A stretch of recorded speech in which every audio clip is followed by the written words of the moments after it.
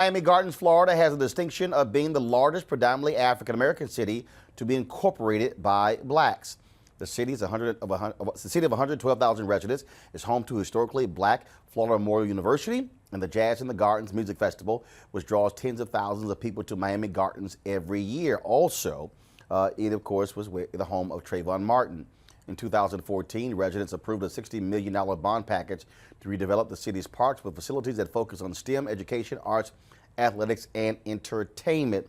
Joining us right now is the mayor of Miami Gardens, Oliver Gilbert. Mayor, welcome to News 1 Now TV 1. Thank you. Good morning, Roland. Thank you for having me. Well, first and foremost, I've been trying to, of course, talk to you here as well as on the Tom Jones Morning Show for the last 4 years. Before we talk about the whole issue in terms of moving forward economically for Miami Gardens, I will bring up that issue. Well, 4 years ago, you were in the national spotlight when it came to the issue of police abuse. You had significant problems with your police department. And so where do we stand with that? What has happened in these last 4 years? You were sued. The city was sued as well. You went through several police chiefs as well. And so where does Miami Gardens stand? Of leadership and where we're taking the city is to be proactive in these things. So we've got an implicit bias training for all of our officers. We're incorporating body-worn cameras, and we've had community police training for all of our officers. And we have a new initiative that we're actually sending our residents to police academy, because from my perspective, police are going to be your most expensive employee. Why not give young people in your community the opportunity to be law enforcement officers in their hometown? Look, I had the distinction of being not just the mayor of Miami Gardens, but the homegrown mayor of Miami Gardens. I went to elementary, middle, high school here. When I went to law school, I caught the bus from here. I think that people should have that opportunity, and it's working out. We have a new chief, the first woman chief in our history, Delma Pratt. Tons of experience, wonderful with the community, and very proactive with technology and training, understanding that we can be a safe community and a community that enforces laws and a community that partners with community-based leaders, civic organizations, businesses, because ultimately it's all of our jobs to actually keep the community safe. And obviously, it had to have been a difficult issue to be the mayor of a black city, and then all of a sudden you have to contend with national headlines of racial profiling.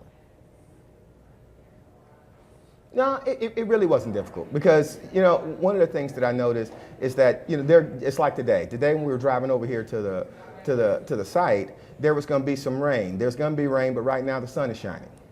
So there's going to be good days, there's going to be bad days. My job as mayor is to actually face every day, wake up every day as the hometown and do the very best I can every day, with not just rhetoric, but actually real rational reasons, logic, plans, policy that provide our best path forward with regard to providing positive outcomes and systemic success. So a lot of times we react to problems.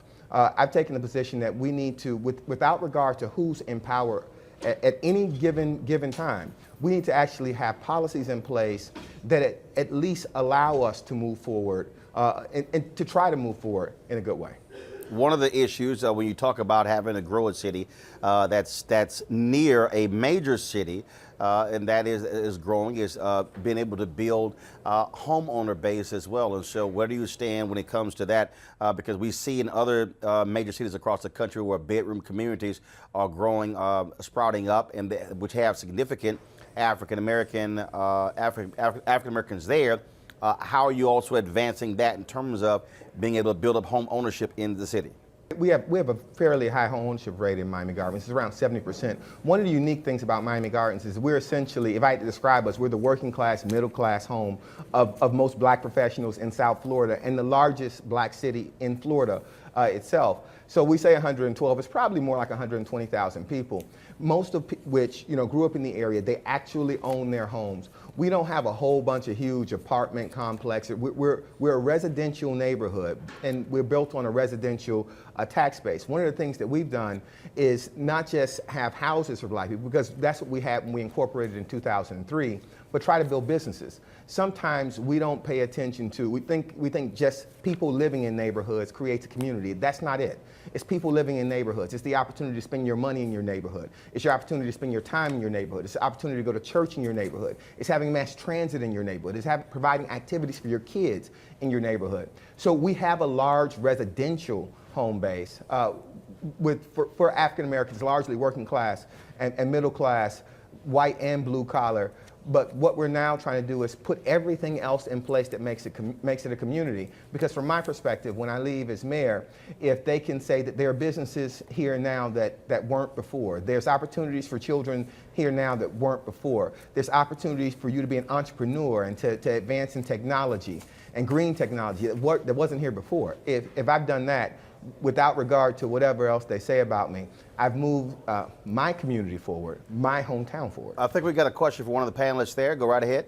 Looking forward to that. We're here on Miami Beach celebrating ABFF, but Miami Gardens 20 minutes away. Hopefully maybe we can have some ABFF events in Miami Gardens. I would love to do that. One of the things that we like to focus on is that the picture when people think of South Florida is Miami Beach. The brand is the city of Miami, but the residents in South Florida live in cities like Miami Gardens. They get up and they go to work and they build lives and families in cities like Miami Gardens.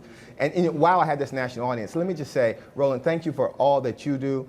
And let me encourage everybody to really work all you can with kids. One of the things that we're doing in our parks program is trying to bring science, technology, engineering, mathematics, culinary arts, coding, because we understand that if we're going to actually build positive outcomes for kids 20 years from now, we actually have to do it right now. So we're putting recording studios and television production studios on our parks because we want to provide that type of access to our kids. Actually, one of our school board members, Dr. Steve Gallen, is helping us because we're partnering with the school board. They're going to provide the instructors.